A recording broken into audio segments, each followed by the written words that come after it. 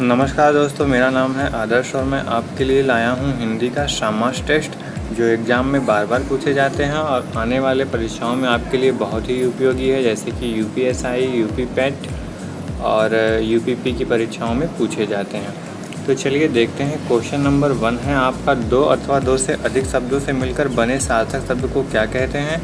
Option A है समास, option B है अलंकार, ऑप्शन सी है कारक, ऑप्शन डी है संधि।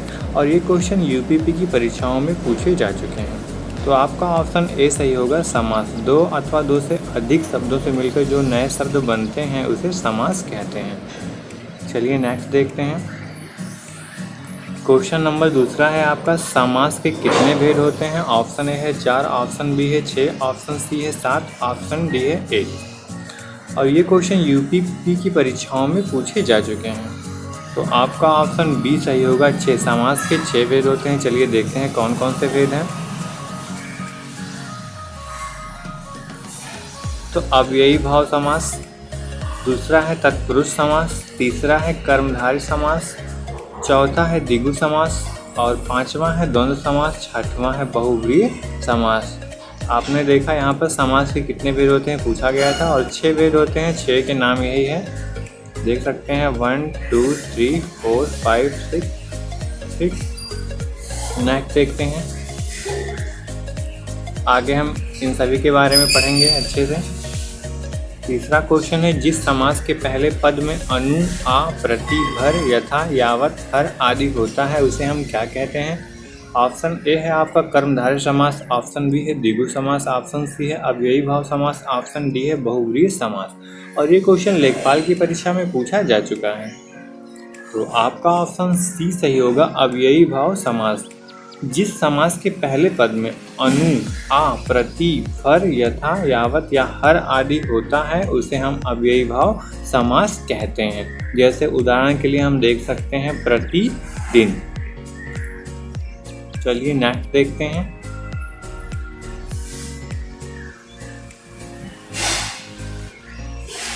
क्वेश्चन नंबर 4 है, जिस समास में बीच का कारक चिन्ह लुप्त हो जाता है उसे हम क्या कहते हैं। ऑप्शन ए है अव्ययी भाव समास, ऑप्शन बी है द्वंद्व समास, ऑप्शन सी है कर्मधारय समास, ऑप्शन डी है तत्पुरुष समास। और ये क्वेश्चन लेखपाल की परीक्षा में पूछा जा चुका है।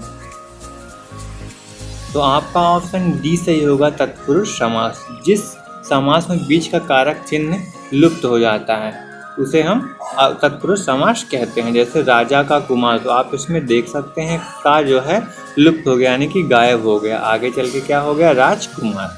चलिए नेक्स्ट देखते हैं। क्वेश्चन नंबर 5वां है, तत्पुरुष समास के कुल कितने भेद होते हैं। ऑप्शन ए है 6, ऑप्शन बी है 7, ऑप्शन सी है 8, ऑप्शन डी है 9। तो आपका ऑप्शन ए सही होगा, 6। तत्पुरुष समास के कुल 6 भेद होते हैं। चलिए देखते हैं 6 के नाम। पहला है आपका कर्म तत्पुरुष, जिसे द्वितीय तत्पुरुष कहा जाता है। दूसरा है करण तत्पुरुष, जिसे तृतीय तत्पुरुष कहा जाता है। तीसरा है आपका संप्रदान तत्पुरुष, जिसे चतुर्थी तत्पुरुष भी कहा जाता है। चौथा है अपादान तत्पुरुष, जिसे पंचमी तत्पुरुष भी कहा जाता है। 5वां है संबंध तत्पुरुष, जिसे षष्ठी तत्पुरुष भी कहा जाता है। और 6वां है अधिकरण तत्पुरुष, जिसे सप्तमी तत्पुरुष भी कहा जाता है। आगे इस नेक्स्ट वीडियो में हम इन सब के बारे में डिटेल्स पढ़ेंगे। नेक्स्ट देखते हैं हम। 6ठा है आपका, समास विग्रह करने पर दोनों पद के मध्य में हैं जो या के समान आते हैं उन्हें हम क्या कहते हैं। ऑप्शन ए है आपका विग्रह समास, ऑप्शन बी है कर्मधारय समास, ऑप्शन सी है द्विगु समास, ऑप्शन डी है द्वंद्व समास। और ये क्वेश्चन यूपी पुलिस की परीक्षा में पूछा जा चुका है। तो आपका ऑप्शन बी सही होगा, कर्मधारय समास। जिस पद यानी कि जो भी समास होता है उसे विग्रह करने पर दोनों पदों के जो मध्य में आता है जो या के समान। जैसे अधमरा, तो अधमरा यानी कि आधा है जो मरा। तो आप देख सकते हैं बीच में है जो आया, यानी कि कौन सा समास है, तो कर्मधारय समास है।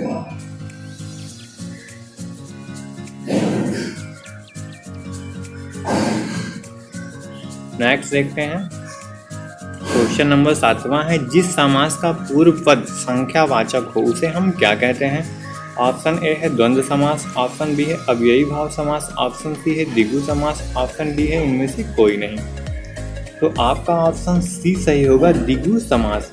जिस समास का पूर्व पद का मतलब होता है जो आगे वाला पद होता है और उसके पीछे जो होता है उसे उत्तर पद कहा जाता है। तो पहला पद की बात कर रहे हैं, यानी कि पहली संख्या जो है संख्या वाचक होती है, उसे द्विगु समास कहते हैं। जैसे सप्त सिंधु, तो आप इसमें देख सकते हैं सप्त यानी कि 7 अंकों को, संख्या को दर्शा रहा है, यानी कि सप्त। और ये सिंधु, इसे उत्तर पद कहते हैं और इसे जो है पूर्व पद कहा जाता है। तो इसमें जो है पहला जो है संख्यावाचक है इसे। नेक्स्ट देखते हैं, क्वेश्चन नंबर 8वां है।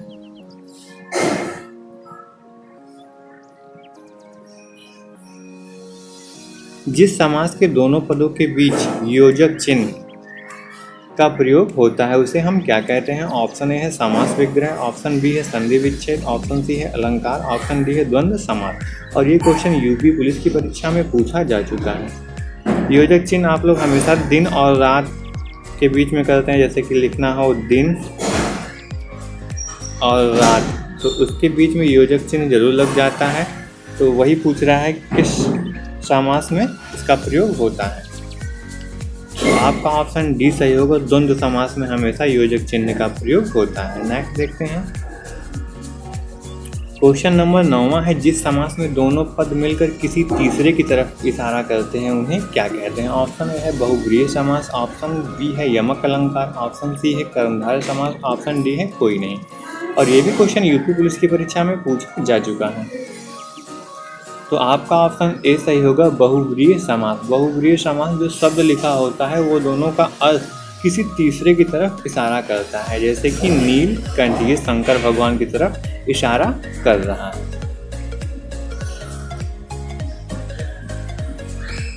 नेक्स्ट देखते हैं, नेक्स्ट इस वीडियो का लास्ट क्वेश्चन नंबर 10वां है। नवरत्न में कौन सा समास है?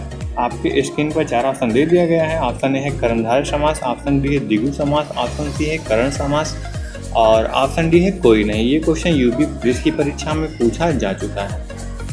तो जैसा कि मैंने पहले बताया था कि 9 यहाँ पर संख्या का जिक्र किया गया है।